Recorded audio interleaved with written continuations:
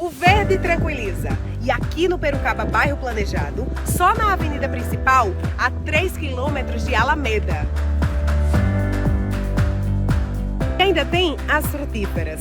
São 300 no Jardins 1 e 500 no Jardins 2. Vai uma acerola aí?